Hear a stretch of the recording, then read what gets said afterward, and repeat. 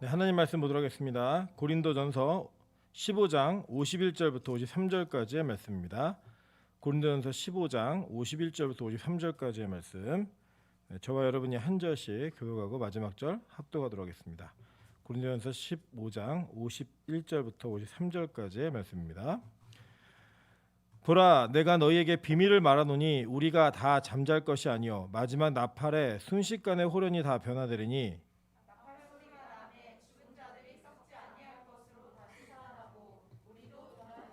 합독합니다. 이 썩을 것이 반드시 썩지 아니할 것을 입겠고 이 죽을 것이 죽지 아니함을 입으리로다. 아멘. 네, 우리 주변에 있는 분들에게 이렇게 인사하도록 하겠습니다. 지금 졸면 죽습니다. 네, 에어컨을 틀어서 온도가 내려가고 있고 배가 부른 상태에서 자꾸 잠이 오면은 잠을 깨워서 하나님 말씀 가운데 잘 설 수 있도록 노력하셨으면 좋겠습니다. 네, 오늘은 고린도전서 15장 51절부터 53절까지의 말씀을 가지고 반드시 오신다라는 제목으로 하나님 말씀 증거하도록 하겠습니다. 현대 기독교는 사실 기독교의 독자적 노선을 걷기보다는 그 노선을 걸어오면서 많은 이 세상의 현실들과 또 타협도 하고 또 현실의 필요들에 대답도 하고 하면서 기독교라고 하는 원래 원형에다가 하나님이 주시는 은혜 가운데 올바른 방향으로 우리 발전한 것도 있고 또 반면에 그렇지 못한 방향으로 발전되어진 것도 참 많이 있습니다. 그래서 예를 들면 뭐 순교적 신앙 이런 것 생각하면 사실은 초대교회 성도들이나 우리 한국 교회에도 한국교회 초대교회, 한국의 초대교회 믿음의 선배들은 훨씬 더 과감하고 결단력 있는 그런 신앙의 모습들이 있었습니다. 사실 그런 거는 뭐 사실 교회 타락이라고 봐도 될 것 같죠. 뭐 타락이라고 봐도 될 것 같고 또 반면에 또 건강한 신학들로 발전하는 내용들도 있습니다. 뭐 예를 들면 뭐 우리나라에 60년대, 70년대, 80년대에는요. 복음은 우리의 삶을 바꿔내는 거였습니다. 우리 생활의 어떤 퀄리티를 바꿔내는 거였어요. 그래서 뭐 순복음교회의 삼박자 복음 이런 것들이 실제 하나님의 나라가 이 땅 가운데 어떻게 일어나는가를 보여줄 수 있는 아주 중요한 하나의 척도였습니다. 그래서 많은 사람들이 예수 믿으면 복 받아서 뭐 집도 늘리고 뭐 승진도 하고 병도 낫고 좋은 일이 벌어진다. 그것은 그 시대에 필요했던 하나님의 나라였습니다. 근데 이제 그거를 턱을 넘지 못함이 그것이 어떤 수단과 방법이 아니라 목적 자체가 되어져서 이제는 기복주의 신앙으로 불려지는 뭐 이런 내용들도 있습니다. 근데 그런 것들을 올바른 방향으로 수정하면서 진짜 복음이 무엇인가라는 고민과 질문들에 많이 답을 하기도 합니다. 뭐 그런 여러 가지 진리의 차원들 또 진리가 아닌 것들 뭐 이런 것들을 우리가 구분해내는 것 참 굉장히 힘듭니다. 어렵습니다. 뭐 예를 들면 우리 교회 되게 드럼을 치고 있지만 드럼 치는 게 진리인가 아닌가 이걸로 한국교회가 싸웠던 일도 있고요. 교회 의자를 놓는가 안 놓는가 이거 가지고 참 싸웠던 일도 많이 있습니다. 어제 일전에 이제 제 예전에 하늘문은 이제 그 트로트에다가 개사해가지고 찬양하는 거를 오래전부터 했습니다. 오래전부터 해가지고 그것 때문에 참 오해도 많이 받았어요. 이상하다, 뭐 이단 같다 이런 얘기 많이 받았는데 제가 얼마 전 그 크리스찬 투데이라고 기독교의 굉장히 보수적인 기독교 그게 있는데 요새 이제 뭐 트로트가 열풍이잖아요. 그죠? 열풍이다 보니까 뭐 그 뭐죠? 요새 그 조선 TV에 사는 거 뭐예요? TV조선에서 하는 거 뭐죠? 예? 미스터 트롯, 미스트롯 이런 거 하면서 뭐 트로트가 어마어마한 각광을 일으키니까 거기에 기고하신 목사님께서 뭘 쓰셨냐면 교회 찬양도 트로트처럼 만들자. 왜 안 만들고 그러느냐 이런 기고가 올라올 정도로 사회가 변하는 거에 어떻게 교회가 익숙하게 바뀌어가는가 이런 문제들은 또 옛날에는 진리의 문제였는데 지금은 또 그렇지 않은 문제로 바뀌기도 합니다. 그러한 가운데서도 우리가 포기하지 않아야 될 그리고 또 고수해야 될 진리가 한 가지 있다면 이건 재림에 대한 내용입니다. 사실은 성경을 읽고 또 신앙생활 하는 분들의 목적이 다양합니다. 뭐 교회 오는 분들 가운데는 인맥을 위해서 오시는 분도 계시고 또 제가 아는 사람은 또 결혼하기 위해서 가는 사람도 있고 뭐 여러 가지 종류로서 교회라는 곳을 밟습니다. 그리고 그 교회에서 예배를 드리면서 예배 행위를 다 동일하게 하고 있는데 이제 사실은 이제 한국 교회가 또 원래 보수적 기독교가 종말과 재림에 대한 신앙을 철저하게 고수할 때 받았던 공격이 뭐냐면 그럼 너희들은 현실에서 뭐 하는 거냐 이런 거였어요. 그래서 이제 기독교계에서 보수 기독교계에서 이제 방어하려고 얘기했던 게 야 우리는 내세만을 위한 종교는 아니다라는 그런 취지 아래에서 뭐 사회적 운동이라든지 뭐 이런 사회 참여 이런 것들 막 NGO 활동 이런 거 많이 했습니다. 뭐 저는 그런 거 하는 것 자체를 반대하지 않습니다. 하는 거 되게 좋습니다. 그러나 정말 중요한 것이 하나 있다면 우리가 어떤 공격과 비난과 조롱을 당한다 할지라도 기독교 신앙의 절정과 그 최후의 목표점이 종말과 재림에 있다는 사실을 절대 잊어서는 안 되고 우리가 그 어떤 상황 속에서 그걸 포기하면 안 된다라는 거예요. 사실은 한국교회와 또 많은 기독교 이단들이 드러나면서 그들이 가지고 있었던 이단적 개념 가운데 가장 중요한 핵심의 메시지가 뭐냐면 재림과 종말에 관련된 메시지입니다. 그래서 재림주가 누구인가, 종말이 언제 오는가, 이런 것들이 굉장히 중요한 이슈가 되었습니다. 한국교회의 종말로는 제일 큰 위기가 언제였냐면 1992년도입니다. 92년도에 다미선교회라는 선교회가 이제 예수 재림이 10월 28일에 일어날 것이다라고 하는 메시지를 공공연하게 이장님 씨를 주축으로 한 다미선교회가 이것들을 한국교회에 굉장히 많이 펼쳤고 그 당시에 열심히 있는 신앙인들이 상당히 많이 이곳에 합류하고 이 내용에 동조했습니다. 제일 위험했던 건 뭐였냐면요, 그들이 얘기하는 내용이 다른 게 틀린 게 없는데 뭐가 틀리냐면 날짜를 정하고 그 날짜에 어떤 그런 일이 벌어진다라고 얘기하는 그것 자체가 잘못된 건데 전체가 잘못된 메시지로 이제 그 호도받기 시작했습니다. 그러면서 한국교회 성도가 쭉 늘어가다가 92점을 기점으로 이렇게 탁 꺾입니다. 꺾여서 이제 순차적으로 이렇게 계속 내려오고 있고 이제는 그 전 교인의 목사화가 되고 있습니다. 목사 수는 줄지 않는데 교인은 계속 줄고 있는 안타까움이 있는데 그만큼 이 종말론은 굉장히 중요합니다. 제가 요한계시록 강연을 하면서도 이게 한 가지 좀 우려되는 게 뭐냐면 진도가 너무 느리다 보니까 여러분이 정말 궁금해하고 정말로 가져야 될 핵심에 대한 뼈대들을 어떻게 잡아드려야 될까 고민하다가 이 오후 예배 때 좀 오늘 너무 가볍지도 않게 너무 그렇다고 무겁지도 않게 재림에 대한 내용들을 한번 쭉 정리하는 것이 좋겠다라는 판단이 들어서 제가 오늘 이 고린도전서 15장 51절부터 53절까지의 말씀을 가지고 우리 기독교가 이 세속적 신앙이 아니라 내세 신앙이 우리의 목표점이고 그것은 어떤 조롱과 비난을 받는다 할지라도 절대 포기할 수 없는 가치라고 하는 것을 다시 한번 천명하며 우리 빛과 소금 교회가 이 내용들과 이 진리를 붙드는 그런 교회로 좀 세워지기를 소망하는 마음으로 준비를 해보았습니다. 뭐 시간이 막 가도 끝까지 다 하지 않을 거고요. 할 수 있는 데까지 하다가 또 모자르면 다음에 또 하도록 하겠습니다. 그래서 걱정하지 마시고 이 내용들 좀 한번 보도록 할게요. 근데 재림의 용어가 있습니다. 이제 파르시아, 뭐 아포칼리시스, 뭐 에피파네이아라고 하는 단어가 있는데 뭐 어떤 개인적인 임재를 경험할 때 이거를 파르시아라는 단어로 썼고요. 뭐 아포칼리시스는 여러분 잘 아시죠, 그죠? 제가 계속 설명을 했기 때문에 계시라고 하는 것이 어떤 차원의 문제를 가지고 있는지, 그리고 에피파네이아라고 하는 건 나타남, 드러나다, 이게 뭔가 감추져 있던 것들이 드러나다라고 하는 이런 개념을 가지고 있어요. 근데 이 재림에 관련된 그 어떤 방법론적인 견해가 기독교 역사 가운데 크게 세 줄기로 나눠집니다. 하나는 이제 후천년설, 후천년설, 그리고 두 번째 무천년설, 전천년설이 있는데 이 내용은 이게 어려워요. 번역을 왜 이렇게 하는지 잘 모르겠어요. 근데 이 후천년설은 뭐냐면 천년왕국이 있고 나서 그 다음에 재림이 있다 이거예요. 그러니까 이게 이 후천년설은 어떤 걸 얘기하냐면 우리 기독교인들이 먼저 천년왕국을 만들어야 된다는 거예요. 그래갖고 이 사회에 뭐 썩어진 부분들, 잘못된 부분들 이런 것들을 다 말씀으로 바꿔내고 말씀으로 막 이루어가지고 이 세상이 바뀌어지면 예수님이 온다예요. 이게 사실은 언제 이게 가장 많은 힘을 얻었냐면 종교개혁 시대에 엄청난 힘을 얻었습니다. 왜냐하면 종교개혁 시대는 어떤 시대였죠? 교회가 타락했던 시대였잖아요. 타락했던 시대였기 때문에 그 타락을 바꾸어내는 게 그들에게 예수님의 재림을 앞당기는 거였어요. 그래갖고 이 찌빙글리 같은 사람들, 찌빙글리 여러분 들어보신 적은 있을 거예요. 이 찌빙글리가 우리 한국 교회에서 왜 유명하냐면 우리 한국 교회의 그 성찬이 이 찌빙글리에 가지고 있는 개념을 그대로 따왔습니다. 그래갖고 이 찌빙글리가 굉장히 유명한데 이분은 어떤 분이었냐면 야 이제 하나님의 나라 바꾸기 위해서 총칼 들라예요. 칼 들고 나와서 싸워가지고 바꾸자는 거 이 땅을, 이 세상을. 사회운동가였습니다. 한마디로 얘기하면. 이 찌빙글리 후천년설 이것은 실제로 지금에는 많은 지지를 받고 있지 못해요. 왜 그러냐? 세상이 어떻게 되고 있죠? 점점 악해지고 있다는 거예요. 악해지고 타락하고 어려워지고 있기 때문에 이거는 이제는 좀 인기가 좀 시들해졌습니다. 지금 가장 많이 싸우는 게 뭐냐면 뭐 크게 나누면 무천년설과 전천년설이에요. 그러니까 무천년설은 뭐냐면 천년 왕국 없다예요. 없다는 게 어떤 개념이냐면 야 그런 거 거짓말이야 이런 개념이 아니라 천년 왕국이라는 것은 하나의 상징이지 그런 실제적인 천년이라고 하는 역사가 주어지는 그런 나라가 아니다예요. 그래서 이 상징으로 해석합니다. 성경 요한계시록에 있는 내용들을 문자 그대로가 아닌 상징으로 해석을 해요. 이렇게 얘기 들으시면 여러분 지금 우리 빛과 소금 교회의 요한계시록은 어떤 관점으로 설교하고 있는지 아시겠죠, 그죠? 이 무천년설을 기점으로 해가지고 기반으로 해갖고 설교를 하고 있는 거예요. 이 전천년설은 뭐냐면 주님이 오시고 그 후에 천년 통치가 온다는 거예요.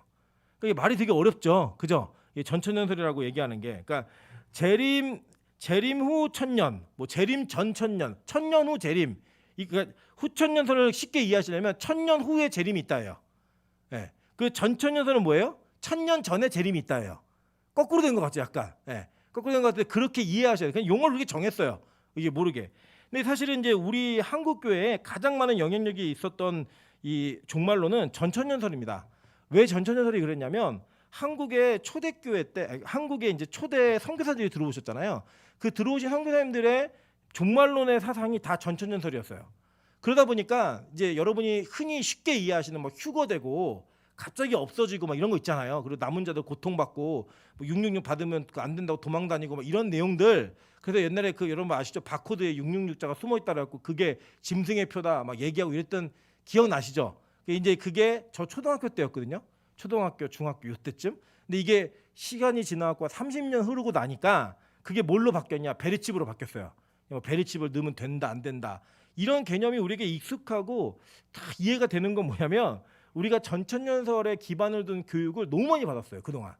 저도 사실 그랬던 사람이고, 제가 이제 신학을 공부하고 조금 더 깊게 신학적인 내용들을 알다 보니까 그래서 무천년설이 우리가 믿고 올바르게 성경 해석하기에는 제일 적당하다라고 저는 판단을 했고, 저희 교단도 그런 가르침이 메인 가르침입니다. 그래서 그렇게 가르치고 있다는 것을 먼저 좀 이해하시면서 이 내용도 좀 들어보도록 할게요. 어찌되었든 간에 중요한 건 뭐냐면요, 이 세 가지 의견 다 그 방법론에선 차이가 있을지 몰라도 한 가지는 분명해요. 주님 오신다예요. 뭐 천년 후에 오시든 천년 없이 오시든 천년 전에 오시든 뭐 상관없어요. 반드시 오신다예요. 그 반드시 오신다라는 전제를 가지고 있는데 그게 이제 선지자들의 예언을 근거로 합니다. 뭐 많이 있지만 간략하게만 좀 줄여보도록 할게요. 먼저 다니엘이 이렇게 얘기합니다. 다니엘 7장 13절에 내가 또 밤 환상 중에 보니 인자 같은 이가 하늘 구름을 타고 와서 옛적부터 항상 계신 이에게 나아가 그 앞으로 인도되매라고 얘기합니다. 나중에 제가 요한복음을 사실은 오예배 때 강해를 하다가 우리 사역자 두 분이 오시는 바람에 요한 그 복음을 멈췄어요. 근데 멈췄는데 요한복음의 굉장히 중요한 개념 중에 하나가 인자라는 개념이에요. 인자가 뭐 이렇게 얘기하는 거 많이 들어보셨죠, 그죠?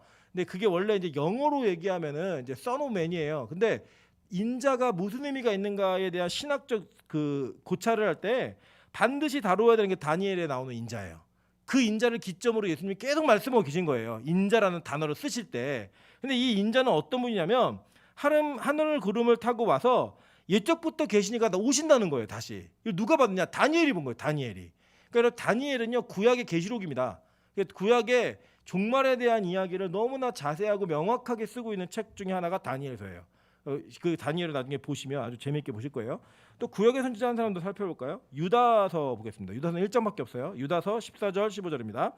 아담의 7대손 에녹이 이 사람들에 대하여도 예언하여 이르되 보라 주께서 그 수만의 거룩한 자와 함께 임하셨나니 이는 무사람을 심판하사 모든 경건하지 않은 자가 경건하지 않게 행한 모든 경건하지 않은 일과 또 경건하지 않은 죄인들이 주를 거슬려한 모든 완악한 말로 말미암아 그들을 정죄하려 하심이라 하였느니라 라고 얘기합니다. 여러분 잘 보시면 아담의 7대손이면 인류 역사로 보면 언제예요? 초기예요? 중기예요? 말기예요?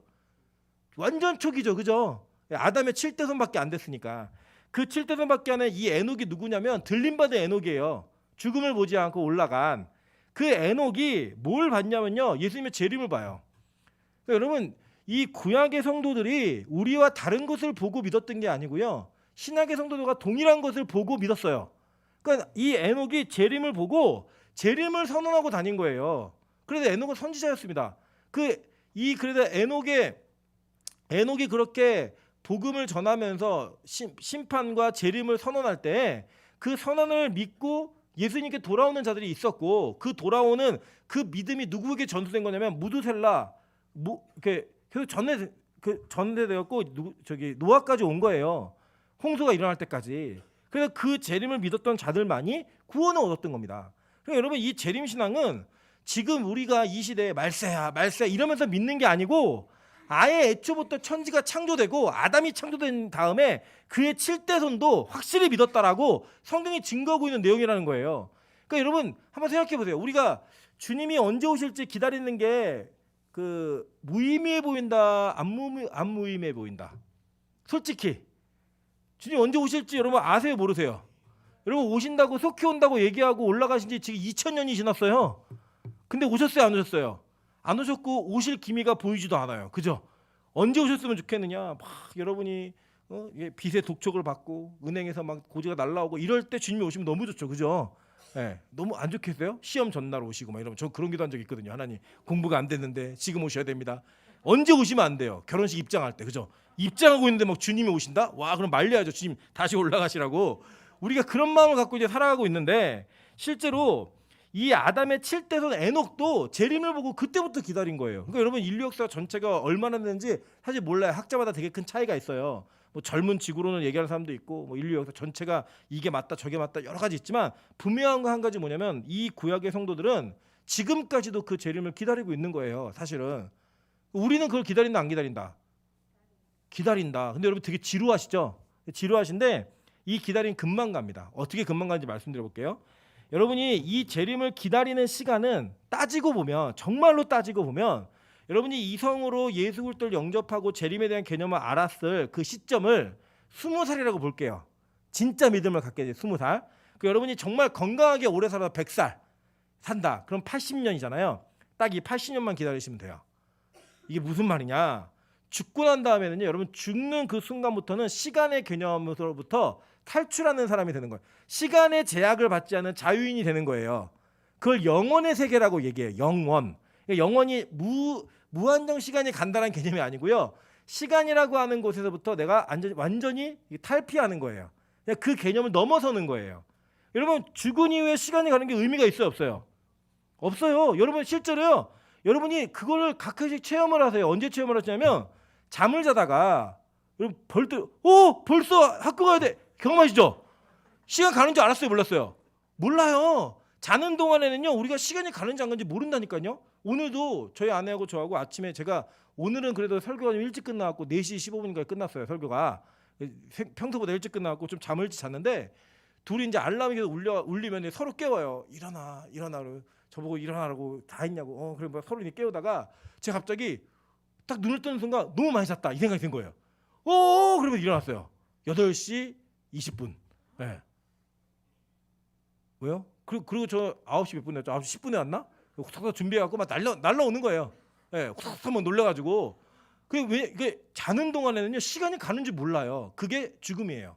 죽음 이후에 여러분이 재림을 기다리는 시간의 개념인 거예요. 물론 그때는 무의식이어서 이게 전혀 인식이 없지만 우리가 죽고 나면 그 죽음 속에서 재림을 기다리는 건 그냥 시간이 없이 갑니다. 그냥 주님의 때가 오는 거예요. 그냥 이제 이미 거기에 들어간 사람은 이미 천국 간 거나 마찬가지라고요. 그래서 여러분 정말 기다리는 시간은 똑같아요. 에녹도 사는 동안 물론 이제 요 에녹 사는 시대는 막 몇백 살씩 살았잖아요. 600살, 700살. 얘네가 훨씬 오래 기다렸고 우리는 길어야 80년. 예. 우리 모태신앙이라 해도 뭘 모태신앙이 다 못하니까 모태신앙이죠. 그죠? 예. 그 시간에만 딱 기다렸다가 죽는 그 순간부터 주님 오시는 그 순간까지는 시간의 개념이 아예 없는 거예요. 그러니까 속히 오시는 거예요. 이해되시죠? 예. 그래서 예수님 반드시 오시고요. 반드시 오시는 그 개념을 구약의 성도들도 신약의 성도들도 앞으로 우리 후대들도 동일한 믿음과 동일한 조건 속에서 그 재림을 기다리는 거예요. 예. 그게 믿음입니다. 믿음. 그래서 구약의 성도들의 믿음과 지금 우리의 믿음과 앞으로 우리 후대들의 믿음은 전혀 다르잖아요. 다 재림을 기다리는 거예요. 동일한 조건 속에서.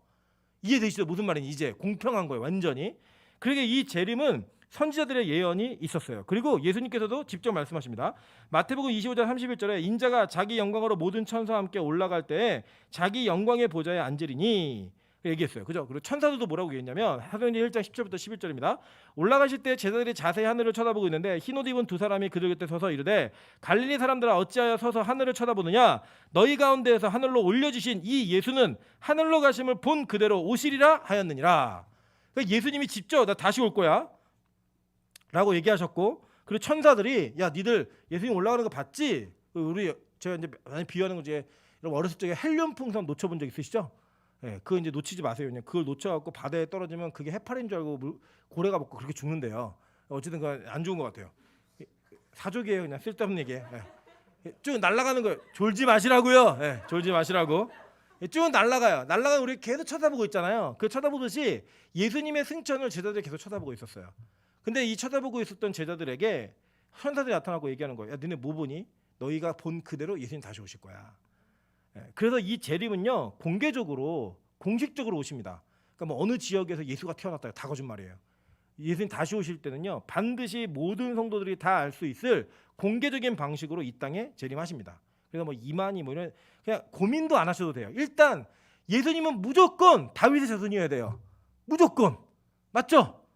그러니까 본적이 이스라엘 예루살렘 베들레헴 이런 데 아니면 안 돼요. 절대 되지 않습니다. 이게 오는 거예요. 예수님을 직접 만나보았던 그러니까 부활하신 예수를 직접 만나서 그 예수로부터 복음을 들었던 바울이 증언합니다. 디모데전서 6장 14절부터 16절이에요. 우리 주 예수 그리스도께서 나타나실 때까지 흠도 없고 책망받을 것도 없이 이 명령을 지키라. 기약이 이르면 하나님이 그의 나타나심을 보이시리니 하나님은 복되시고 유일하신 주권자이시며 만왕의 왕이시며 만주의 주시오. 오직 그에게만 죽지 아니함이 있고 가까이 가지 못할 빛에 거하시고 어떤 사람도 보지 못하였고 또 볼 수 없는 이시니 그에게 존귀와 영원한 권능을 돌릴지어다. 아멘. 얘기해요. 반드시 다시 나타나신다는 거예요.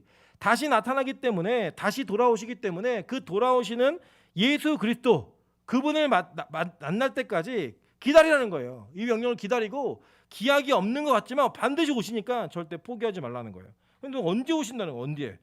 아무도 알 수 없어요. 왜냐하면 알 수 없다라고 얘기했습니다. 마태복음 24장 26절부터 27절에 이렇게 얘기합니다. 그러면 사람들이 너에게 말하되 보라 그리스도가 광야에 있다 하여도 나가지 말고 보라 골방에 있다 하여도 믿지 말라. 번개가 동편에 나서 서편까지 번쩍임 같이 인자의 임함도 그러하리라 라고 얘기해요. 그럼 번개 보시죠. 가끔 번쩍하잖아요. 그죠? 그 예상해요. 그 번개를 사진으로 찍는 거는 그 사진 작가들이 뭐 하는 줄 아세요? 누워가지고 계속 하늘 보고 찍고 있는 거예요. 그냥 천둥 소리 나고 막 이러면 무작위로 계속 찍는 거예요. 착착 찍는 거지. 나오는 거를 났다 그러고 찍나 이거 불가능한 일이에요. 그죠? 그렇게 주님이 오신다는 거예요. 그 예를 재림은요 우리가 예상하거나 있을 것 같다 뭐 이 정도의 어떤 징후들은 분명히 보여줄 수 있어요. 성경에서 말한 내용이 있기 때문에. 그러나 그 순간 포인트 절대 몰라요. 여러분 이거 알면요 뭐 예수 이렇게 어렵게 믿으세요. 마음껏 놀고 죄 마음껏 짓고 팅가 탱자 뭐 하다가 오실 시점이 다가왔다 그러면 뭐야 그래갖고 탁 기도하고 딱 구원받으면 좋죠. 우리의 가장 영원한 롤모델 누구예요? 오른편의 강도. 그죠? 평생 강도질하고 마음대로 살다가 주님 오시기 바로 직전에 예수님 믿고 천국 간. 그죠? 그러나 우리가 알 수 없는 건 우리가 그때 구원받을지 안 받을지 모르기 때문에 그 짓을 하면 안 되는 거예요. 마찬가지예요. 재림은요 우리가 알 수 없습니다. 그러니까 어떤 방식으로든 이런 거 괜찮아요. 뭐 예를 들면 주님이 곧 오실 것 같아. 주님의 발자국 소리가 들리는 것 같아. 이것까지는 괜찮아요. 근데 주님이 내일 오신다? 뭐 예를 들어 뭐 내년 2월 18일 날 오신다? 이거 다 이단이에요. 다 거짓말이에요. 여러분이 혹시 기도하다가 주님이 내가 내일 오전 12시 45분에 방문하겠다라는 음성이 들리면 다 마귀 목소리입니다. 그러니까 무시하셔도 돼요. 사단아 물러가라 하시면 돼요. 절대 그런 일 없어요. 여러분 하나님은요 성경보다 더 크신 분이에요. 그러니까 성경은 우리가 하나님을 이성으로 이해할 수 있을 충분한 조건 속에 쓰여진 성육신이에요. 또 다른 자기 비하예요. 하나님의. 왜냐하면 하나님은 성경보다 더 크신 분이기 때문에. 그런데 그러함에도 불구하고 하나님은 성경의 원리를 무너뜨리지 않으세요. 성경에 말씀하신 것을 무너뜨리지 않는다고요. 여러분 그게 무너지면 우리 기독교 신앙의 모든 근간이 다 무너지는 거예요. 그래서 여러분 성경에 기반을 두지 않는 신앙은요 올바른 신앙 아닙니다. 감정이나 어떤 상황이나 문제 해결 때문에 내가 하나님을 믿는다? 이게 다 거짓말이에요. 그런 거는요 불교나 다른 종교들이 여전히 있고요. 심지어는 기적과 이적들도 많다니까요. 다른 기적들. 여러분 그런 것들을 우리가 너무 신뢰해서 안 돼요. 우리는 말씀에 기반한 신앙을 가져야 합니다. 그래서 하나님이 성경에 말씀할 내가 너네 모를 거야 라고 얘기한 거 알려주셨다? 다 마귀가 하는 짓이에요. 그냥 모르는 건 모르는 거예요. 성경이 가는 데까지만 가는 거예요. 이순신이 구원받았어요? 안 받았어요? 어떻게 알아요? 제가 묻지 마세요. 성경에 안 써 있으니까. 성경이 말하는 거지 우리가 아는 게 아니에요. 구약의 성도들 가운데 정말 천국 갔다라고 확신 있게 얘기할 수 있는 사람은 몇 사람 안 돼요. 에녹, 엘리야, 모세 천국 갔다고 얘기했으니까. 나머지 분은 몰라요. 주님의 영역이에요. 그냥 두는 거예요. 우리가 알 수 있는 데까지만. 여러분 괜히 그래서 뭐 알지도 못하는 사람들 뭐 정우성이 천국 가요 안 가요? 어떻게 알아요? 제가 BTS가 가나요 안 가나요? 뭔 상관이에요, 여러분 그게. 예, 그런데 괜히 호기심 갖고 그러지 마세요. 그냥 성경 원리 써 있는 거 그것만 딱 가지시면 돼요. 근데 예수님이 언제 오신다라고 하는 분명한 말씀은 없으셨지만 상황적인 설명을 해주신 게 있어요. 자, 마태복음 24장 13절부터 14절입니다. 나중에 더 보일 건데 그러나 끝까지 견디는 자는 구원을 얻으리라. 이 천국 복음이 모든 민족에게 증언되기 위하여 온 세상에 전파되리니 그제야 끝이 오리라 라고 얘기해요. 여러분 이게 선교단체들이 이걸 붙들고 이게 미전도 종족에게 뭐 가야 된다 뭐 이런 얘기 많이 합니다. 근데 물론 그 부분이 다 틀린 건 아니지만 여기서 예수님이 말씀하신 내용들을 신학적으로 전체 종합을 해보면 우리 그 노대현 전생 설교할 때 그 제한적 속죄 기억나세요? 하나님이 돌아가신 그 예수 그리스도 십자가의 보혈이 모두에게 다 유효한 게 아니라 구원받은 자들에게만 유효한 거예요. 그죠? 그렇다면 동시에 이 복음으로 인하여서 천국 가는 것은 누구에게만 유효한 거예요? 네? 구원받은 백성들에게만, 구원받을 백성들에게, 우리 시간적 개념으로 구원받을 백성들에게만 유효한 사실이에요. 그 자들에게 복음이 전해질 때 그때 완성이 되어지면, 그러니까 구원하시기로 작정되어진 영혼들이 다 차면 14만 4천은 아닙니다. 네. 그렇게 얘기하면 이단이고요. 그 구원받기로 예정되어진 영혼들의 숫자가 하나님의 정해놓은 그 개념이 다 차면 주님 오시는 거예요. 이해되시죠? 그러니까 이게 단지 뭐 지역을 들어간다, 뭐 어느 지역 끝까지 다 됐다 이런 개념이 아니라 전체 인류의 모든 역사 가운데 구원받는 백성들 다가 하나님의 말씀을 듣고 구원의 자리에 있을 때 이런 일이 벌어지는 거예요. 그래서 가끔 이제 CCC가 그 얘기 많이 했죠. 뭐 2030 몇 년이면 복음이 다 전해져가지고 뭐 주님이 오신다 이런 얘기하고 막 그렇게 했는데 그 사실 올바른 해석은 아니에요. 그런 개념으로 이해하시면 안 돼요. 자, 그러면 예수님 도대체 왜 재림하시는가? 첫 번째는 성도의 구원입니다. 히브리서 9장 27절부터 28절을 보니까요. 한 번 죽는 것은 사람에게 정해진 것이요 그 후에는 심판이 있으리니 이와 같이 그리스도도 많은 사람의 죄를 담당하시려고 단번에 들이신 바 되었고 구원에 이르기 위하여 죄와 상관없이 자기를 바라는 자들에게 두 번째 나타나시리라 라고 얘기했어요. 즉 예수님의 재림의 목적은 성도들을 구원하는 거예요. 성도들을 구원하는 겁니다. 여러분 잘 보세요. 초대교회의 성도들, 그러니까 예수님의 초림을 기다렸던 사람들은 그 초림이 오므로 말미암아 그들 구원을 받았어요. 여러분 아까 우리 그 성전에 있었던 시몬 할배 얘기 들으셨죠? 예, 시몬 할아버지 얘기 들으셨잖아요. 그 할아버지가 뭘 기다렸어요? 그 성전에서 계속 구원을 기다린 거예요.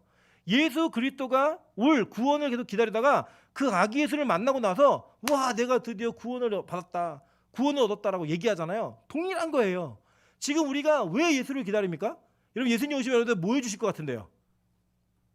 내가 이거 모아놨던 적금인데 너 좀 쓸래? 그러면 주실 것 같아요? 그런 거 없어요. 주님이 이 땅에 오셔서 우리에게 할 수 있는 해주시는 최고의 선물 딱 한 개예요. 구원. 죄로부터의 심판의 면제, 지옥 가는 곳에서부터의 돌이킴, 그리고 그 구원이에요. 구원 하나. 그러니까 여러분 예수 믿는 목적이요 이거를 벗어나면 안 돼요. 그러니까 여러분 구원이 있은 이후에 하나님이 여러분의 부록으로 선물을 줄 수는 있어요. 여러분 기억 잘 안 나시는 분들 계시지만 우리 뭐 승권사님이나 박명건 사님 기억 나실 거예요. 예전에는요 여성지를 사면 여성지보다 더 좋은 화장품을 줬어요. 부록으로. 그래갖고 이제 그거를 사는 이유가 목적이 뭐였냐면 그 부록 화장품 얻어내려고 그걸 막 사고 막 이랬다고요. 근데 여러분 우리가 이 땅에서 자꾸 그런 행위를 하는 거예요. 원래는 여성지 자체 그 보는 게 목적인데 그 보지도 않아요. 그냥 사가지고 그냥 버리고 구석에 박아놓고 그 화장품 부록으로 오는 거 그게 좋아가지고 협찬으로 오는 게 좋아가지고 그걸 샀다고요. 근데 우리가 신앙을 그렇게 갖고 있다니까요. 예수님 자체로 목적을 두는 것이 아니라 그 예수를 믿고 나서 나에게 오는 유익이 무엇인가 이걸 가지고 우리가 구원이라고 하는 개념을 이 땅에서 실현하고 싶은 거예요. 아니에요. 여러분 우리의 구원은요 그냥 딴 거 없습니다. 영원한 심판으로부터의 면제예요. 면제. 예, 그거 면제. 그거 아니고서는 다른 목적은 아무것도 없다는 거예요. 왜 오시냐? 또 택함의 구분. 데살로니가후서 1장 8절부터 10절입니다. 하나님을 모르는 자들과 우리 주 예수의 복음에 복종하지 않는 자들에게 형벌을 내리시니 이런 자들은 주의 얼굴과 그의 힘의 영광을 떠나 영원한 멸망의 형벌을 받으려다. 그날에 그가 강림하사 그의 성도들에게 영광을 받으시고 모든 믿는 자들에게서 놀랍게 여김을 얻으시리니 이는 우리의 증거가 너에게 믿어졌음이라 라고 얘기합니다. 그러니까 여러분 이 땅에 막 부조리 막 이런 것도 있잖아요. 왜 세상에 악이 존재하는가? 왜 세상에 그 공의와 정의가 올바르게 세워지지 않고 있는가? 이런 것도 보시잖아요. 그죠? 가끔 그러잖아요. 막 예수 열심히 믿고 열심히 헌신하고 열심히 주를 위해 살았더니 노처녀가 돼 있어요. 근데 막 예수 제대로 안 믿고 막 이 남자 저 남자 막 만나고 막 이러다가 이러는 정말 부잣집에 시집가고 잘 돼 있고 이런 걸 여러분 눈앞에 보면서 막 눈물 흘리고 어떻게 이럴 수가 있냐 항의하고 이런 게 있을 수 있잖아요. 그죠? 뭐 예를 들면 막 우상을 숭배하고 하나님을 떠나는데 막 돈이 막 계속 벌리고 막 이런 사람이 있는 반면에 우리는 11조 내다 망했다 이런 생각 들고 막 그럴 때 있지 않으세요? 그럴 때 여러분 절대 실망하지 마세요. 하나님이요 오시는 이유의 목적이 이 택함 받은 자들과 택함 받지 않은 자들의 명확한 구분이에요. 그걸 위해서 오시는 거예요. 그래서 여러분 최종적인 마지막 모든 보복과 심판과 정산 그것은 다 주님 오시는 날 이루어집니다. 그때 완벽하게 이루어져요. 제가 아는 형제가 되게 유명한 그 기업의 아들이었어요. 근데 이 자기의 외삼촌이 회장이었고 자기 아버지가 사장이었는데 이 회장님이 회사가 망하니까 IMF 때 망하니까 이 사장님에게 모든 빚을 다 덮어 씌운 거예요. 그러니까 여동생의 남편에게 모든 걸 다 덮어 씌우고 그리고 난 다음에 본인은 자기 걸 다 챙겼고 이 집안은 완전히 망해버렸어요. 이분은 참 성실하셨던 게 그 빚을 안 갚아도 됨에도 불구하고 계속 그 채권 이런 것들 채무 이런 것들 다 정리해 놓은 서류를 돌아가시기 전에 자기 아들들에게 주면서 니들이 이거 다 갚아야 된다 이렇게 주셨어요. 그 두 아들은 못 갚아요. 하나는 목사가 되었고 하나는 이제 자기 살기도 바빠요. 그래서 이제 못 갚아요. 그러나 그렇게 정직하셨던 분이에요. 그리고 그 보면요 지금 그 외삼촌은 너무 잘 살아요. 그때 그 숨겨놨던 자금으로 다시 재기하셔가지고 너무 잘 살아요. 자기 여동생네가 그렇게 고생하는데도 돌보질 않아요. 자기 조카들에게도 돌보질 않아요. 그리고 우리가 볼 때는 어때요? 야 이거 악인이 승했네. 의인이 망했네. 우리 그냥 그렇게 가질 수 있잖아요. 그 자녀들은 지금 정말 신앙생활 잘해요. 하나는 목사가 되었고 살고 있고 뭐 이렇게 살아요. 근데 그런 집안에는 하나님이 계속 그런 복을 안 주시더라는 거예요. 우리나라 뭐 재계에서 메디안에 들어가는 회사였거든요. 그런 회사에 있었던 사람들이 그렇게 비참하게 사는 걸 보면서 우리는 와 하나님 공평하지 않아 얘기할 수 있어요. 그런데 여러분 반드시 갚아주십니다. 이 땅이 아닌 내세에 하나님은 반드시 그 심판의 잣대와 기준을 준비하고 계세요. 그래서 우리는 이 땅에서 억울한 일이 있고 힘든 일이 있어도 슬프죠. 뭐 미치겠죠. 근데 그걸 넘어서서 사는 거예요. 왜냐? 우리는 영원히 죽지 않는 나라에서 영원히 사는 존재가 되기 때문에 그걸 기대하면서 살고 있는 겁니다. 그리고 또 한 가지는 어떻게 왜 오시냐? 고린도서 4장 3절부터 5절을 보니까 너희에게나 다른 사람에게 판단받는 것이 내게는 매우 작은 일이라 나도 나를 판단하지 아니하노니 내가 자책할 아무것도 깨닫지 못하나 이로 말미암아 의롭다함을 얻지 못하노라. 다만 나를 심판하실 이는 주시니라. 그러므로 때가 이르기 전 곧 주께서 오시기까지 아무것도 판단하지 말라. 그가 어둠에 감추인 것들을 드러내고 마음의 뜻을 나타내시리니 그때 각 사람에게 하나님으로부터 칭찬이 있으리라 라고 얘기합니다. 제가 이 말씀이 저에게 참 많이 다가왔던 때가 있었는데 뭐 아시는 분도 아시겠지만 제가 가까운 저희 스승님이 좀 어려운 일이 막 이렇게 있으셨거든요. 거기서 있었는데 이런저런 얘기 막 다 해요. 다 하는데 저는 말 안 해요. 말 안 하는 이유가 뭐냐면 어떻게 할지 몰라요. 뭐 누가 뭐 그러면 안 된다, 뭐 면지시켜야 된다, 뭐 이런 얘기 막 하는데 저는 그런 생각 들어요. 아니 만약에 그분이 다윗 같은 분이면 어떻게 해요? 여러분 그 다윗이 밧세바의 범죄 이후에 그가 회복을 할 때 여러분 그 회복에 동참하지 않았던 사람들이 있었잖아요. 기억나시죠? 그 대다수의 이스라엘 백성들은요 다윗 편에 서지 않았어요. 다 다윗의 반대편에 섰어요. 그리고 블레셋 사람들하고 몇 명 남은 그 가신들만 다윗 편에 섰다고요. 근데 하나님 결국 누구에게 승리를 주셨어요? 다윗에게 승리를 주셨어요. 저는 그분이 그렇다는 게 아니에요. 그런 얘기를 하는 게 아니고요. 모른다는 거예요. 우리는 우리의 도덕과 윤리적 판단의 기준으로요. 이 사람은 돼, 안 돼. 우리는 다 할 수 있어요. 그거 어렵지 않습니다. 그 뭐가 어려워요? 그게 다 쉽죠. 누구나 다 생각이 있는데. 근데 하나님의 기준이 뭔지 몰라요. 그럼 바울은 뭐라고 얘기하냐면 야 니들이 나에 대해서 뭐라고 씹으려도 나 상관없어. 니들이 나 판단하는 거 아니야. 나도 나를 안 하는데 나를 판단하실 이런 단 한 분 예수님밖에 없어. 주밖에 없는 거야 라고 얘기를 해요. 그리고 그 심판은 언제 있다? 주님 다시 오시는 날 있는 거예요. 그러니까 여러분 우리는 두 가지 두려움을 가져야 돼요. 첫째는 내가 판단하고 있는 사람을 주님께서 어떻게 판단하실 것인가에 대한 생각을 가져야 되고 하나님이 나를 어떻게 평가 이게 더 중요해요. 사실은 우리는 보통 자기에 대해서 되게 관대하거든요. 되게 관대해요. 뭐 이 정도면 날씬하지. 웃기지 마세요. 명동 가보세요. 완전 돼지예요. 우리는 다. 그죠? 뭐 유명한데 뭐 강남 이런 데 가면은 우리는 아니에요. 뭐 거울 보면서 나 정도면 예쁜 얼굴이지. 웃기지 마세요. 여러분 다 강남에 오징어예요. 다. 오징어들이 걸어다니고 뭐 꼴뚜기들 걸어다니고 막 이런 거예요. 다. 우리는 우리 스스로에게 너무 관대합니다. 근데 그 관대함이 신앙에 있다면 우리는 굉장히 큰 어려움이 있을 수 있어요. 어떤 어려움이 있냐면요. 주님이 그날 나 너 모르는데 이렇게 하실 수 있다는 거예요. 나 너 몰라. 너 누구니? 그때 여러분 받는 충격. 뭐 그냥 연예인이다 모른다. 괜찮죠. 그럴 수 있죠. 좀 쪽팔리고 말죠. 그런데 주님의 심판대 앞에서 야, 나 너 모르는데? 야, 그러니까 정말 큰일 나는 거예요. 그러니까 여러분 스스로에게도 관대하시면 안 되고 남을 함부로 판단하셔도 안 돼요. 우리의 유일한 판단의 기준은 하나님께 있고 그 하나님께 있다는 걸 기억하시면서 내가 믿음이 좋다는 생각도 하지 마세요. 저는 그런 생각 안 합니다. 뭘 믿음이 좋아요? 그걸 누가 판단을 해요? 모르는 거예요. 막말로 지금 여기다 문 열고 총 들고 들어와서 예수 믿으면 죽인다 얘기할 때 몇 명이나 죽을까요? 나 믿습니다라고 해서 죽을 사람 몇 명이나 있을까요? 저희 아내랑 제가 결혼하고 나서인가? 결혼하고 나서 거예요. 밀정이라는 영화를 보는데 그 영화를 보고 이게 나오면서 저희 아내가 그렇게 얘기하더라고요. 근데 사실 나는 저 시대에 태어났으면 나는 친일파 됐을 거야. 이렇게 얘기하더라고요. 두렵대요 그게. 그래서 저한테는 오빠는 반드시 독립국이 됐을 거래요. 저도 몰라요 사실. 고문당하다가 바늘로 찔러갈 때 알았어 그만 얘기할 수 있잖아요 우리 솔직히. 예수 믿기 전에 뭐 주님 오시기 전에 믿음이라는 걸 평가하면서 여러분에게 어떤 제재가 가해지고 너 예수 믿으면 굶어, 너 예수 믿으면 실직해, 너 예수 믿으면 너 가진 거 다 뺏어갈 거야 라는 위협이 있을 때 진짜로 그럼에도 불구하고 나 예수 믿습니다라고 얘기할 수 있을까요? 여러분 아무도 장담 못해요. 여러분 절대 여러분의 믿음을 뭐 좋다고 평가하지 마세요. 오래 기도한다? 여러분 그냥 슬픈 게 많은 거예요 그냥. 뭐 열심히 예배 섬겼다 갈 데가 없는 거예요. 솔직히 우리 갈 데 없으니까 여기서 앉아 있는 거잖아요. 갈 때 있어 보세요. 뭐 어떻게 앉아 있겠어요. 그 유혹도 되고 뭐 주중에 한 번 또 가기도 하고 이랬을 거죠. 근데 우리는 찾는 사람도 없고 뭐 만날 사람도 없고 만나봐야 실속도 없고 그러니까 이게 모여 있는 거예요. 그게 은혜예요, 은혜. 우리 옆 사람에게 인사하겠습니다. 당신 아니면 놀 사람이 없습니다. 네. 진짜요. 그 복이에요, 여러분. 이게 복. 네. 이런 것들이 다 드러난다는 거, 드러난다. 주님 오실 때. 그래서 여러분 그 날을요 우리가 두려움으로 기다리는 거예요. 두려움으로. 여러분 어떻게 할지 모르기 때문에 진짜 심판이 있습니다. 디모데후서 4장 1절입니다.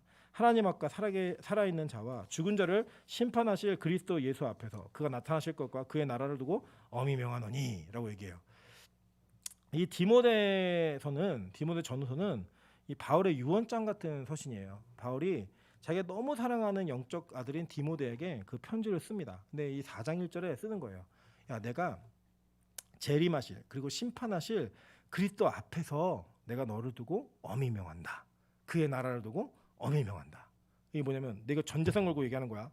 너 이거 진중하게 들어. 내가 모든 걸 다 걸고 목숨 걸고 얘기하는 거야. 이 얘기하는 거 있잖아요. 진짜 마지막이다. 이 얘기하는 것보다 훨씬 더 강한 영원한 나라가 있다. 심판이 진짜 있다. 그분의 재림이 있다라고 하면서 얘기하는 거예요. 그렇게 말씀하시는 거예요. 왜 오시냐? 왕의 기한이에요. 왕의 기한. 여러분 반지의 제왕 보셨죠? 뭐 모르고 보신 분도 계시는데 이 반지의 제왕을 쓴 작가는 기독교인입니다. 그래갖고 이 기독교인이기 때문에 이 복음적인 내용들을 거의 담아놨는데 왕의 귀환이라 그래서 이제 다시 오잖아요. 다시 이제 이름을 잊어버렸네. 그 왕의 이름이 뭐죠? 알아고. 역시 또 성경을 모르는데 이런 건 잘 알아요, 그죠? 칼 들고 다시 딱 나타나가지고 저는 제일 기뻤을 때 간달프가 하얀 그 마법사가 되어서 나타났어요. 되게 기뻤는데 왕이 다시 왔을 때 그 감격과 그 지던 자들의 새로운 힘을 얻는 그 모습들이 있었잖아요. 여러분 그보다 더 큰 왕이 귀환하십니다. 기다리는 거예요. 이 세상을 전체로 통치하실 그분께서 오시는 거예요. 여러분 이걸 믿는 게 믿음이에요. 웃기죠. 우리는 뭐 믿습니다, 뭐 됩니다, 뭐 이런 걸 믿음이라고 생각하는데 그게 아니고요. 이걸 믿으며 사는 게 이게 믿음인 거예요. 그래서 지금 예수님 뭐 하러 가셨느냐? 그리고 왜 오시느냐? 요한복음 14장 2절부터 3절 보니까요. 내 아버지 집에 거할 곳이 많도다. 그렇지 않으면 너희에게 일렀으리라. 내가 너희를 위하여 거처를 예비하러 가노니 가서 너희를 위하여 거처를 예비하면 내가 다시 와서 너희를 내게로 영접하여 나 있는 곳에 너희도 있게 하리라. 그러니까 이게 거처라는 게 영어 성경으로 맨션이라고 되어 있어요. 맨션. 여러분 잘 아는 맨션이에요. 나 맨션 몇 동 살아 뭐 얘기하는 그 맨션. 그러니까 우리가 살 수 있는 집, 천국을 지금 예비하고 계신 거예요. 근데 이 예비가 없는 천국을 만들고 있는 게 아니고요. 그 신랑과 신부의 상황을 설명해 주면서 제가 이게 몇 번 설명을 드리기 때문에 오늘 설명하지 않습니다. 근데 이스라엘의 문화를 아시죠? 그죠? 신부를 데리고 올 때 거처를 예배해야지만 신부를 데리고 왔거든요. 그 개념으로 지금 예수님이 우리가 알아듣도록 설명해 주고 계신 거예요. 자, 그렇게 오시면요. 어떤 일이 벌어지느냐? 사망이 끝납니다. 오늘 읽은 본문과 연결되어 있는데 고전 15장 25절부터 26절인데요. 그가 모든 원수를 그 발 아래에 둘 때까지 반드시 왕노릇 하시리니 맨 나중에 멸망받을 원수는 뭐예요? 사망이니라라고 얘기해요. 여러분 이 사망은요 원래 인간이 경험하지 않아도 됐던 겁니다. 언제 생겼느냐? 선악과를 따먹은 이후부터 우리는 정말 죽었습니다. 수명이라는 게 생겼죠. 그러니까 즉 죄의 최고의 결과물은 사망이에요. 근데 이 사망을 예수께서 부활이라는 걸로 깨버리신 거예요. 인간인데 부활로 깨버리신 거예요. 여러분 가끔 이제 우리가 보통 영화나 SF 만화 이런 거 보시게 되면 주인공과 악인이 싸우다가 이제 어떻게 결판이 나냐? 악인이 자기가 갖고 있는 최후의 필살기를 써요. 근데 그 필살기를 주인공이 어렵게 이겨내든지 뭐 쉽게 이겨내든지 어떻게든 이겨내요. 그 이겨내는 것을 딱 이겨내고 나면 이제 그 스토리는 끝난 거예요. 그죠? 이겨내면서 이제 그 악인이 주인공한테 맞아 죽든지 뭐 필살기 당해서 죽든지 이런 걸로 필살기 대결에서 끝나는 걸로 끝나요. 그게 이 죄의 필살기가 뭐냐? 사망이에요. 사망. 이 죄는요 우리로 하여금 어떤 것을 경험하게 하냐면 모든 인류가 다 사망을 하게 만드는 그 사망으로 우리를 몰아넣었습니다. 여러분 지금 인류가 이 사망이라는 걸 이겨내기 위해 어떤 노력을 하고 계신지 아시죠? 여러분이 잘 알고 있는 테슬라의 일론 머스크라는 사람이 지금 이 뉴럴 그러니까 뇌 링크라고 해가지고요 뇌에다가 칩을 심어서 그 칩 뇌에서 기억하고 있는 해마에서 기억하고 있는 저장 기억들을 다 컴퓨터로 옮기는 실험을 하고 있어요. 돼지에게 성공했어요. 그리고 이제 원숭이한테 할 거예요. 그리고 이제 아마 조만간 사람한테 할 거예요. 그럼 이제 어떤 일이 가능해지냐면 여러분의 모든 기억이 있잖아요. 그 기억이 다 컴퓨터로 백업이 됩니다. 저장이 다 돼요. 우리 잃어버리잖아요. 뭐 공부한 거 다 잃어버렸잖아요, 여러분. 그게 다 이게 있어요. 그게 관계부터 시작해가지고 어떤 사건들, 상황들, 대화들 모든 것들이 다 백업이 되는 거예요. 자동으로 업데이트가 되는 거예요. 그러면 여러분 몸이 있기 때문에 사람이에요? 아니면 기억이 있기 때문에 몸이 있기 때문에 여러분이에요? 기억이 있기 때문에 여러분이에요? 여러분 가끔 기억상실증에 걸리면 저 다른 사람이 되잖아요. 몸은 똑같은데. 그리고 여러분 가끔 영화에서 막 몸 바뀌는 그런 설정을 하잖아요. 그러면 몸이 바뀌어도 원래 그 자신은 기억에 있죠. 그죠? 그러니까 지금 이 사람들이 왜 이런 시도를 하냐면요. 영원히 사는 것에 대한 도전하는 거예요. 다른 게 아니라 그 기억 저장자지만 있으면 그 뇌로부터의 호환이 계속 되기만 하면 육체를 계속 바꿔타면서 그 기억을 계속 백업하고 업데이트하고 백업하고 업데이트하면 영원히 사는 거예요. 뭐가 됐든지. 실제로 이 돼지가 죽은 이후에 4시간이 지난 다음에 뇌에다가요 다시 혈액을 공급해주면요 70%가 살아나요. 여러분이 딱 죽고 난 다음에 뇌를 꺼내갖고 다시 인위적으로 뭔가를 공급하면 뇌는 그 기억 저장 자체를 그대로 가지고 살아있다니까요. 이런 시도를 해요. 왜 시도를 하는지 아세요? 죽음이 그만큼 두려운 거예요. 과학자들은 뭐라고 얘기냐면 인간이 죽는 것이 너무 두렵기 때문에 그 죽는 것의 두려움을 극복하기 위한 이제 이 실현을 하고 있고 그 실현 속에서 이제 우리 선택하는 거예요. 나는 그냥 죽어 없어지든지 아니면 기억 속으로 영원히 살아나든지 이런 시도를 하는 거예요. 지금 인간들이. 왜 그러냐? 그만큼 죽음이 두려운 거예요. 죽음이. 그런데 그들도 과학자들도 인정하는 건 뭐냐면요. 우리의 육체, 그러니까 혼과 영혼이 일치가 되어진 원래의 나는요 존재할 수 없어요. 이 육체가 죽기 때문에 바뀌어지는 거예요. 계속 뭔가 다른 존재로서. 그러니까 이제 그 사이보그 아시죠?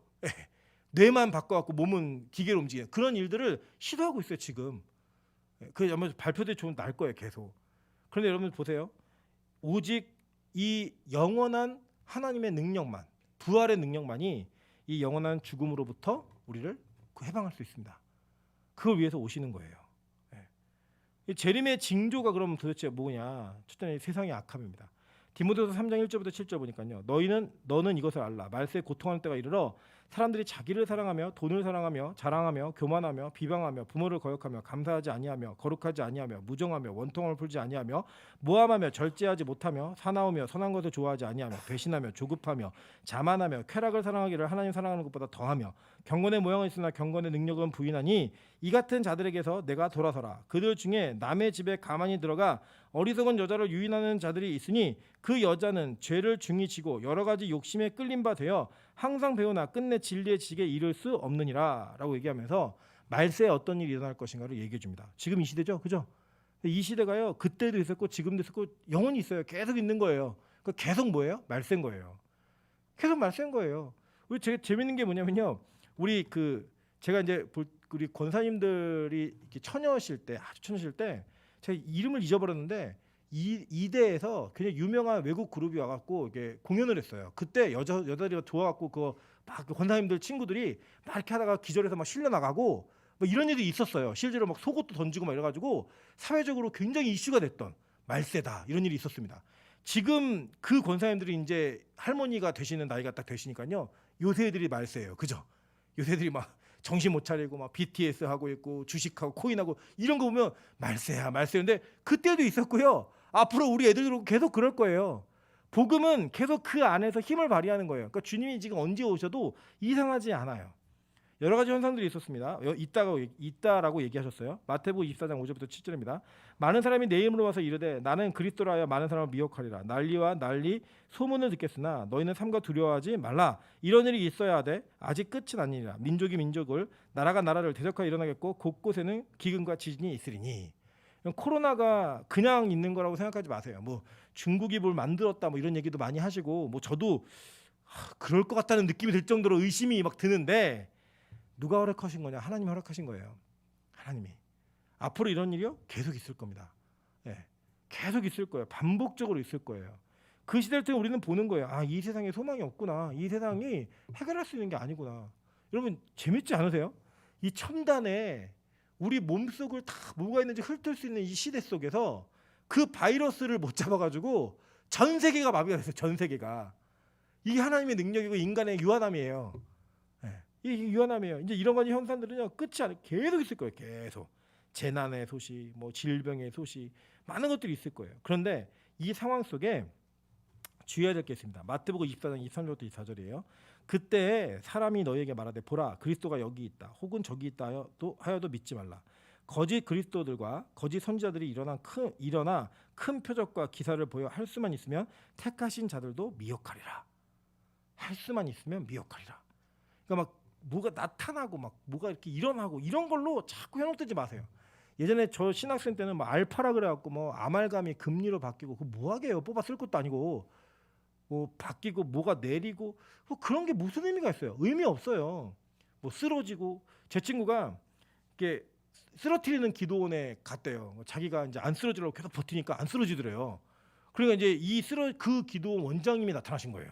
나타나갖고 내가 쓰러질게 안 쓰러질게 쓰러졌대요. 왜 쓰러졌더니 저 뒤에서 달려오더니 이마를 빡 때려갖고 자기가 뒤로 자빠졌대요. 완전히 그 힘에. 그리고 막 싸울 뻔했다고 막 이런 얘기 하더라고요. 무슨 의미가 있어요? 뭐 쓰러지고 넘어지고 무슨 의미가 있어요? 그런 거 없어요. 그냥 이런 어떤 과정 속에서 여러분이 어떤 걸 경험하더라도 복음의 예수를 경험하지 않고 예수를 가까이 가지 않으면 다 거짓말이에요. 다 가짜예요.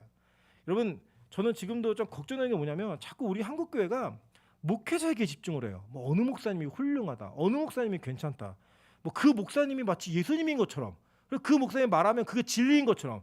아니에요. 절대 그렇지 않습니다. 여기 서 있는 저도 우리 교회에서 설교하고 있는 교육자들도 다 그냥 인간이에요. 그냥 하나님이 좀 더 그 특별한 은사를 주셔서 하나님의 말씀을 전할 수 있는 위치에 세워줬기 때문에 하는 거지 대단하고 뭐 엄청나기 때문에 그런 거 하는 게 아니에요. 그래서 목사에게 집중하면 안 돼요. 뭐 우리 교회 누가 와서 바뀌었다 그런 거 없어요. 누가 가서 망한다 그런 것도 없어요. 그냥 주님의 교회는 주님이 이끄시는 거예요. 하나님의 교회입니다. 믿으십니까? 이단 하나님의 교회 아니고요. 네. 하나님이 세우시는 교회예요. 하나님이 이끄시는 교회예요. 마찬가지예요. 제가 교육자들을 비롯 얘기했지만 뭐 평신도서에도 그런 얘기 있잖아요. 아, 뭐 저 장로님 없으면 안 돼, 저 권사님 없으면 안 돼. 그런 소리 하지 마세요. 우리 교회는 그런 거 없어요. 저는 믿어요. 하나님이 이 교회를 통치하시기 때문에 누가 들어오고 나가고 누가 있고 없고 이런 걸로다가 교회가 무너지고 쓰러지지 않아요. 하나님의 교회는 하나님이 세워가십니다. 믿으십니까? 여러분 그냥 사용해 주시는 것만 감사. 사용해 주시는 것 그게 은혜. 이게 바뀌어야 돼요. 바뀌어야 돼요. 진짜로. 저는 그런 은혜가 우리 가운데 있어야 된다고 생각합니다. 그래서 여러분 절대로 사람에게 집중하지 마세요. 예수 외에는 아무도 빛날 수 없고요. 예수 외에는 아무도 집중받을 수 없습니다. 그 외에는 모든 영광은 하나님께 돌리는 존재로 살아가는 거예요. 여러분 이것이 진짜 믿어지잖아요. 이걸 믿음이라고 얘기하는데 이 믿음이 있으면요 어떤 것에서부터 견딜 수 있는가를 좀 보도록 할게요. 사랑하는 자들아, 베드로후서 3장 1절부터 4절입니다. 사랑하는 자들아, 내가 이제 이 둘째 편지를 너에게 쓰노니 이 두 편지로 너희의 진실한 마음을 일깨워 생각나게 하여 곧 거룩한 선지자들이 예언한 말씀과 주 대신 구주께서 너희의 사도들로 말미암아 명하신 것을 기억하게 하려 하노라. 먼저 이것을 알지니 말세에 조롱하는 자들이 와서 자기의 정욕을 따라 행하며 조롱하여 이르되 주께서 강림하신다는 약속이 어디 있느냐. 조상들이 잔으로부터 만물이 처음 창조될 때와 같이 그냥 있다니. 그러니까 세상 사람들 이렇게 조롱해요. 재림 있다며. 너네 뭐 언제부터 재림 있다고 얘기했어? 2000년도 넘었지? 안 오시잖아. 얘기하는 거예요. 여러분, 재림을 에녹은 지금까지 에녹이 살아있었으면 무슨 얘기 들었을까요? 야, 너 지금 뭐 10,000년 가까운데 지금 뭐 하는 짓이야 이게? 안 오시잖아. 얘기 들었겠죠, 그죠? 그걸 들으면 하는 거예요, 우리가. 근데 그걸 이겨낼 수 있는 건 뭐냐면 내가 진짜 재림을 믿기 때문에 누가 뭐라 그래도 믿는 거예요. 제가 한번 말씀드렸죠. 제가 대만에 갔는데, 대만 선교를 갔는데 대만의 과일 중에 자르면 별꼴 모양이 나오는 과일이 있어요. 이렇게 자르면 과일이 그렇게 생겼어요, 진짜로. 제가 그 과일을 먹고 왔어요, 직접. 먹고 와가지고 제가 친구들에게 야, 대만에 갔더니 자르면 별꼴인 과일이 있더라. 참 별꼴이지 얘기했더니 애들이 안 믿는 거예요. 그러면서 또 MSG 친다, 뭐 이게 뭐 말을 꾸민다, 그런 게 어딨냐, 난 못 봤다, 봐야 믿겠다, 별의별 얘기했는데 뭐 그때 인터넷도 없는 시대니까 핸드폰도 없고 그러니까 못 찾는 거죠. 저는 그때요 모든 사람이 다 달라들어서 그게 없다고 얘기해도 저는 믿었어요. 왜냐, 제가 먹고 왔거든요, 직접 먹고 왔거든요, 진짜로. 그걸 안 믿을 수가 없죠. 저는 안 믿을 수가 없죠. 그럼 우리 그렇게 사는 거예요, 이 땅을. 근데 우리가 확신이 없으면 어떤 일이 되냐면요, 이런 거예요. 여러분 가끔 그런 적 있지 않으십니까? 어떤 시험을 딱 보고 나왔는데 야, 너 몇 번 했어? 나 3번. 네. 난 5번 했는데. 내 주변에 나도 5번 했는데.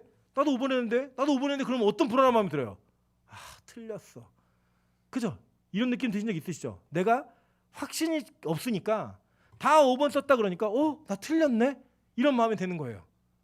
자꾸 이 세상 사람들이 뭐라고 하냐면 야, 그렇게 살면 안 돼. 세상의 방법이 있어야 돼. 알아야 돼. 이런 방법으로 살아야 돼 라고 계속 얘기하다 보면 나만 이거 바보처럼 사나? 나 이렇게 사는 게 안 맞는 것 같은데 왜 이렇게 살아야 되지? 이런 마음이 들 수 있다 없다? 있어요. 믿음이 없으면. 근데 믿음이 있잖아요. 누가 뭐래도요 흔들리지 않아요. 그래, 지져라. 난 간다. 가는 거예요, 그렇게. 그 진짜 믿음이 있으면 여러분 행복합니다. 누가 뭐래도요. 왜냐? 저는 먹었거든요, 별꼴의 과일을. 누가 뭐래도 전 믿어요. 진짜 지금도 그 이후로 한 번도 못 먹어봤어요. 그래서 전 지금도 믿어요. 20대 초반에 한번 먹어보고 지금도 못 먹어봤는데 저는 믿어요. 그런 과일이 있다라는 걸. 여러분, 저는 그런 재림에 대한 믿음이 우리 빛과 소금 교회에 가득하였으면 좋겠습니다. 누가 뭐래도 흔들리지 않는 확실한 믿음. 그 믿음을 통하여 우리가 이 땅에서 살아가면서 어떻게 살아야 되는지를 얘기해 주는 거예요. 마지막 데살로니가 전서 3장 12절 13절 읽고 마치도록 하겠습니다. 또 주께서 우리가 너희를 사랑한 것 같이 너희도 피차간에 모든 사람에 대한 사랑이 더욱 많아 넘치게 하사 너희 마음을 굳건하게 하시고 우리 주 예수께서 그의 모든 성도와 함께 강림하실 때에 하나님 우리 아버지 앞에서 거룩함에 흠이 없게 하시기를 원하노라. 아멘. 그래서 이렇게 살 수 있는 거예요. 믿으십니까? 여러분, 재림을 믿으면요 우리가 삶이 바뀌어집니다. 재림을 믿으면 우리의 신앙의 근원이 달라지고요, 우리 신앙의 삶의 패턴과 방식이 완전히 바뀌어집니다. 저는 진짜 이 재림을 믿는 우리 빛과 소금 교회 성도님들 되시기를 주님의 이름으로 축원합니다. 제가